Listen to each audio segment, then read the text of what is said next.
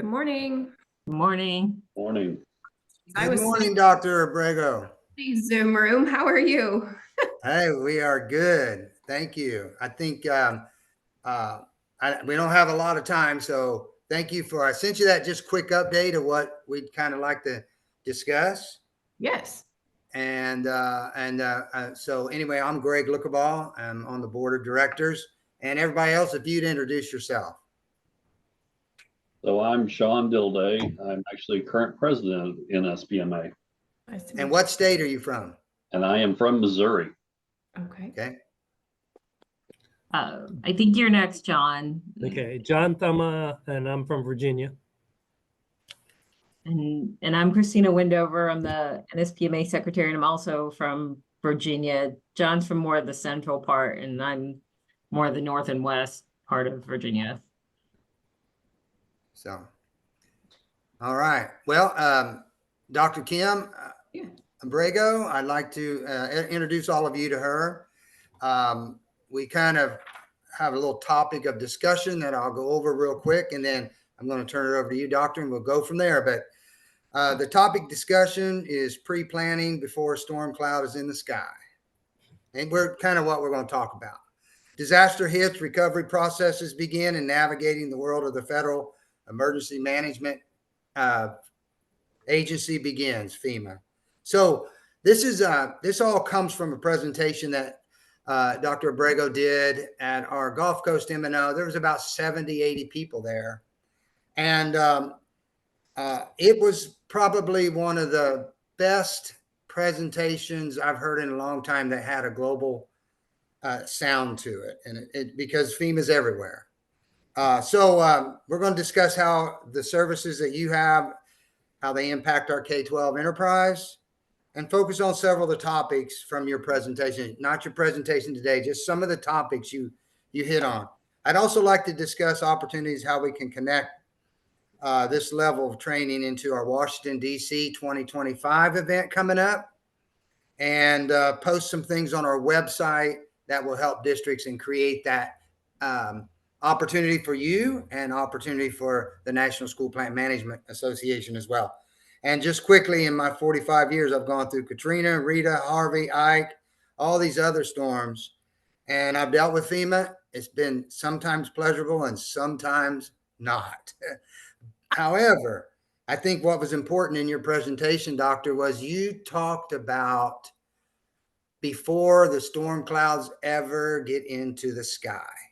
And we make so many mistakes when it comes to insurance and FEMA. And so I'm going to turn it over to you, and let's have a discussion. And anybody can ask questions. And so let's go from there. Thank you. Yeah, no, I appreciate the intro. Nice to meet y'all. Please call me Kim. I just spent a lot of money on my doctorate, so I put it in my footer. But it don't need to be called that. So I'm the chief operating officer for a firm. We're a consulting firm that I co-founded 11 years ago. We actually were acquired in January by the 5th largest insurance brokerage firm in the world. So I just got off of 3 different catastrophe calls this morning. Just Helene response, and then obviously getting everybody ready for Milton as it approaches. So this is the world that we live in, and have been doing this for the last 23 years. So, just give a little bit of background, because I think it's relevant here for this conversation. Is we being our firm and the leaders, we've all worked together for decades in the insurance recovery space. And when we started helping our public entity clients, we quickly realized that we better know FEMA as well, because we were doing them a disservice if we didn't know both. And so we, 20 years ago, starting with Tropical Storm Allison, which was 2001, started figuring out what that interplay between insurance and FEMA was, so that we can maximize recovery. And we've done it really well. And I'm not bragging, I have stats to back that up. But after Hurricane Harvey, we've got some of the largest school districts across the nation as clients, but particularly this event was Texas. FEMA finally called a meeting, and I said, who the heck is this DRS company? Because they've figured out how to get these new buildings paid for K through 12 by FEMA. And we had over 20 new buildings built for school districts in East Texas, paid for by FEMA. So it's an interesting skill set. I love the facilities, the M&O, plant management space, because you guys are the boots on the ground. You're leading the boots on the ground. As Greg mentioned, there's so many mistakes that are made at that level that don't need to be made if we get the education out there. So one of our core tenets is education. One of the other biggest exposures is procurement, right? FEMA, the top 5 reasons that FEMA claws back funding are all procurement related. And so just last year alone, we educated over 5,000 procurement professionals on what they need to know to protect their agencies when it comes to FEMA. And so we also have this conversation at the facilities level. And so in talking with the M&O folks, and I think that was my 4th or 5th time back with that group, we get into, documentation pre-event, as Greg mentioned, right? Blue sky days. What are we doing before there's even a storm? How are you leveraging your existing documentation system? So if you have some sort of work order system, can you turn on a couple more fields and now it makes it relevant post-disaster as well? So you're not losing all of that internal labor time that you now dedicate towards disaster response, because that's eligible time. And various other things like that, right? Scope items, those sorts of things. What folks in the facility space need to be aware of, and what opportunities are out there. So I also shared, people like everybody, right? FEMA is a pain in the neck for most. But if you understand the process, there's some money sitting behind there that you can get to. And so one of the big examples we like to share is 600,000 square foot high school after Harvey, way inland, right? Did not have enough flood insurance because they were not by the water. And Harvey, and unfortunately, was a flood event. They had 5 feet of water in their building for 6 days. And the facility is landlocked. So the board decided there's no other place to rebuild a high school, because FEMA would have bought them a new high school. And the board said no. Harvey happened in August. They said, we're busing our kids 20 miles one way to a different campus and doing split schedules. We want this building back up and running by March. The end of spring break, those seniors are going to graduate from this high school.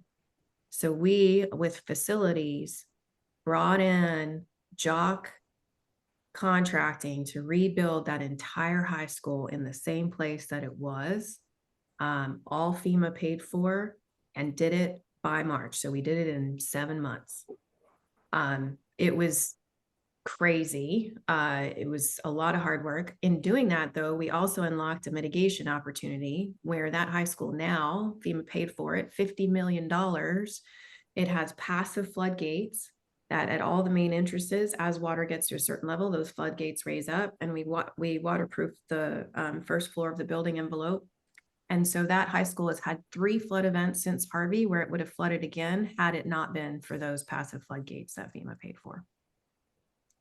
So it's a different take on FEMA, right? But it's learning and understanding the opportunities that sit behind it if you know what you're doing and can train your folks to document and process things accordingly. So I'll stop there. I can keep going. I talk about this all day long. So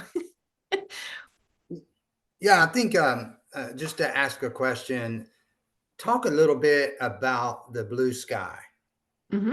Because that's, in all my years, we haven't moved that needle. We keep doing it the same way we've always done it.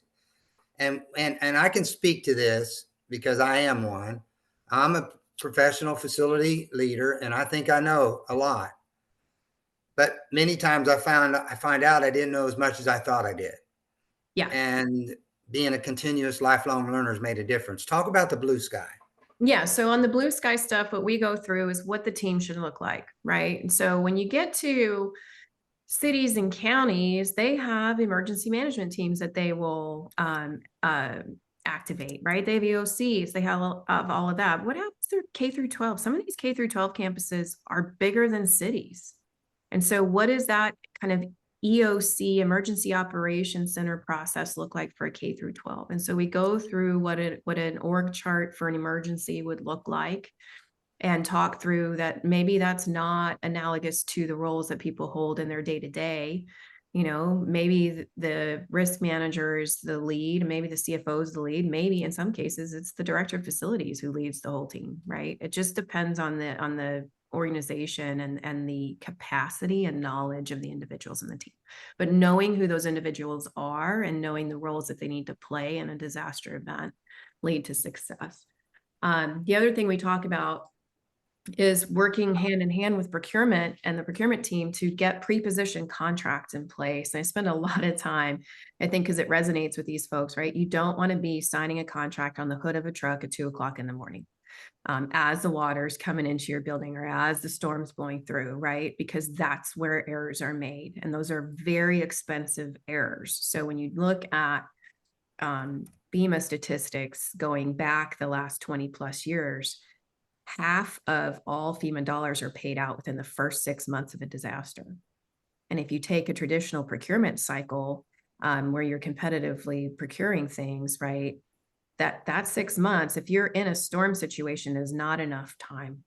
So how do we get pre-positioned contracts and what should you be looking for in those contracts? So educating facilities folks, like, you should not have any sort of cost plus in your contracts. FEMA won't pay for it. But if you get a restoration contractor, they are going to bring cost plus elements within their contract. So it might say on the top of it, this is a time and materials contract, but then you dig into it and it's like, oh, well, we're going to charge 3% small tools fee. That's industry standard.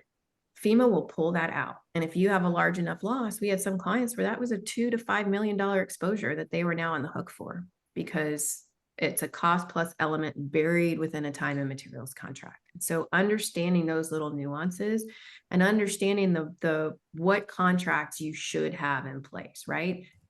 Like roofer, everybody says, oh yeah, I got a roofer. And I'm like, your regular asset management roofer is typically not the roofer who's going to tarp for you. It's typically not the roofer who's going to do things in a very compressed schedule. Maybe they have that capacity.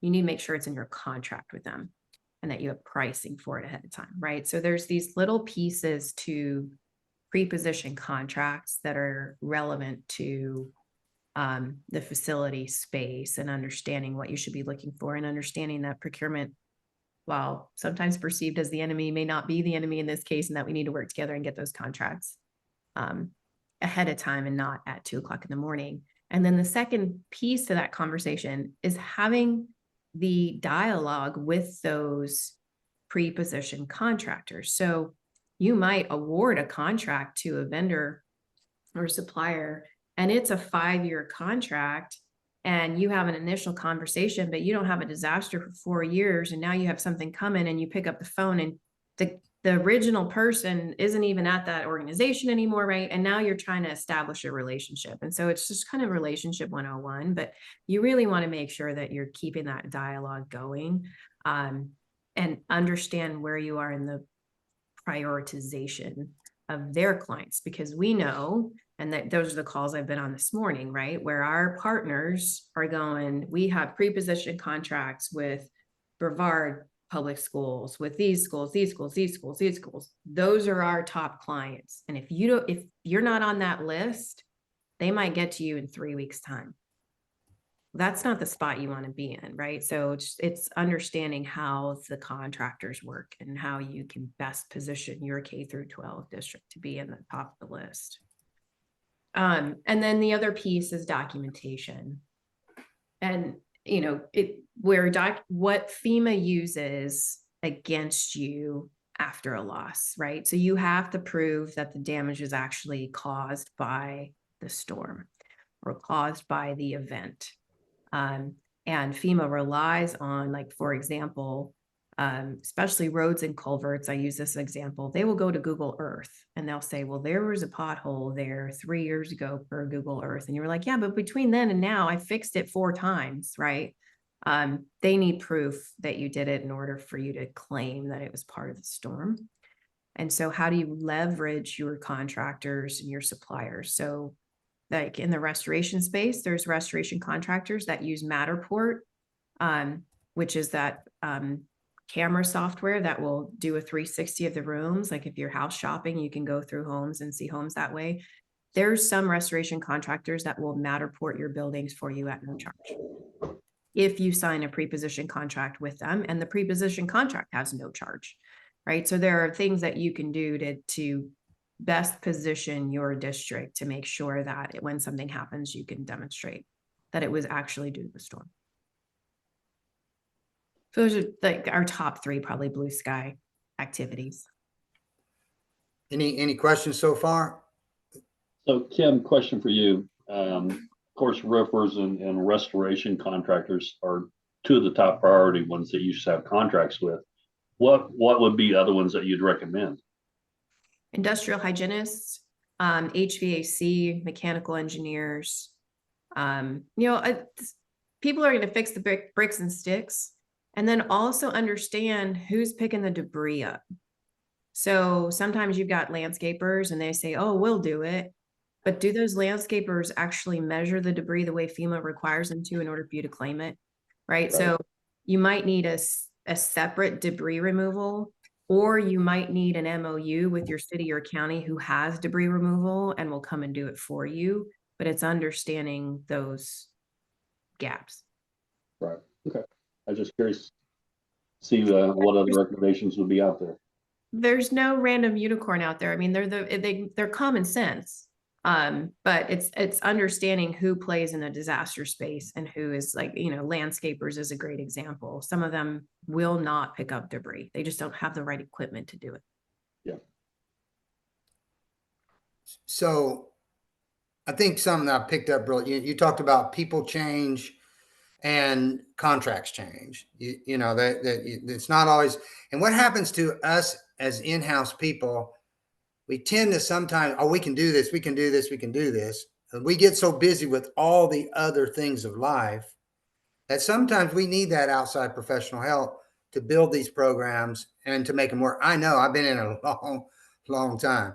Vendor approved contracts. Now, I think that's a big, big thing, because every organization, all these guys, all these people in it, we have different like tips and buy board and choice partners and all these who have already legally procured. That's a key word, legally procured these contracts, right? If I am correct, I only know of one co-op that is legally approved by FEMA. If I'm correct, it's Choice Partners. So FEMA will not legally approve anybody. Okay. So yeah, but Choice Partners has gone through. So I always say not all cooperatives are created equal. You need to go through and vet them. And this is more diving into the kind of the procurement education that we give.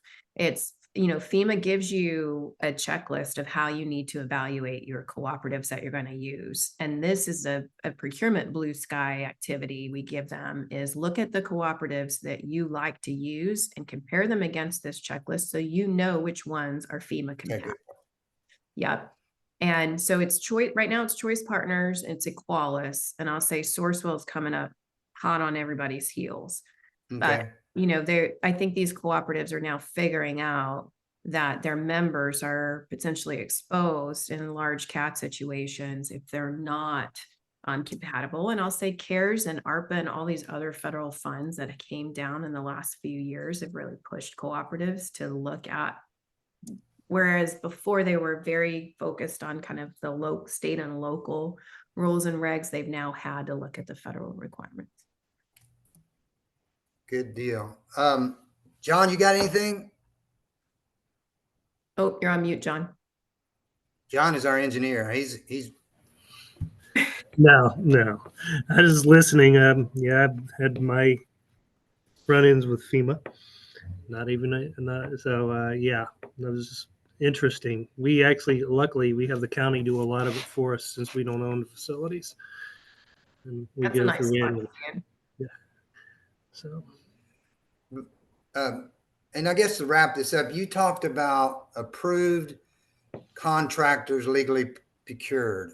In my career, I've always had, like the Serve Pros and here, sign this contract, and you'll be the first one that we respond to during a storm. And I could be wrong, like I was on Choice, but I don't think that's a legally procured contract, and FEMA will not honor that. No. So I think the contract procurement and FEMA have evolved over the last 20 years. So where you could 20 years ago hang your hat on emergency procurement and it's That's an it. emergency exception. FEMA's now changed their language to say within a reasonable time period, but they don't define reasonable. And so they expect you to transition to a competitively procured contract as soon as possible. And we have run into situations where there as soon as possible is you should have had this pre-positioned.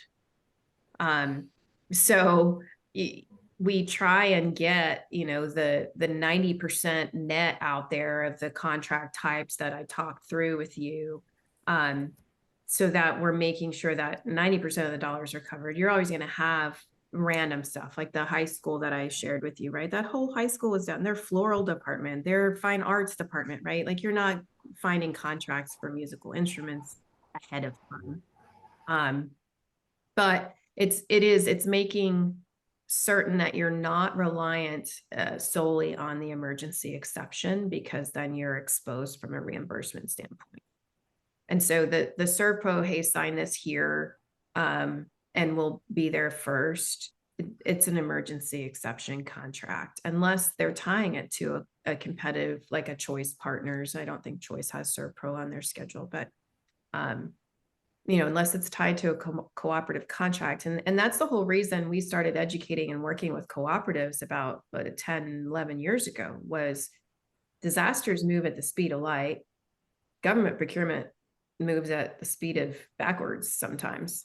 And so how do we align those two things? And the only way that we could see to do that was through cooperative contracting. So we can now, have the co-ops do it, have them pre-positioned. And if you happen to be K through 12 that didn't do it, you can get to it quickly. Sounds good. Well, everybody, we only asked for 30 minutes. I did want to say one more thing. I am working with another company, Lennox, to do that collection of refrigeration equipment, because as you said, 2025, the new refrigeration laws become very effective, and you're going to have to account to where your units go, your refrigerant goes. And so I guess you call it a manifest transfer or something. You heard of that? It's a very interesting coming up in 2025. So, yeah, just a lot of things. But anyway, all of you, thank you for joining us. I will have more conversations, Doctor, with you and with our team. And we've recorded this, so the other board members will be able to go and take a listen too. And I personally look forward to working with you and having you engage our national program and maybe coming to Washington, D.C. with us, and be a great place to speak about FEMA. I'll be there next week. So, Christina, did you have a question? I saw you came off mute. No, I just came off mute. Yeah. Okay. All right. Well, it was a pleasure talking with y'all. If you have anything between now and I'd love to participate in the conference if you think it would be interesting for your members. And then if anything comes up, I mean, I know I looked at the map of where you guys have participating agencies and of course, Southeast. So if anything comes up in the meantime, or if you have members that have questions, that's what we're here for. We're happy to help. All right. Well, everybody, thank you for taking time out of your day for being with us. And we will talk to you soon. Bye. Thanks. Bye-bye. Thank you. Thank you for setting that up. Yeah, absolutely. All right. I guess that's it. All right. See ya. And how do we go back and listen to it? That's what I got to figure out. I'm going to stop the recording actually right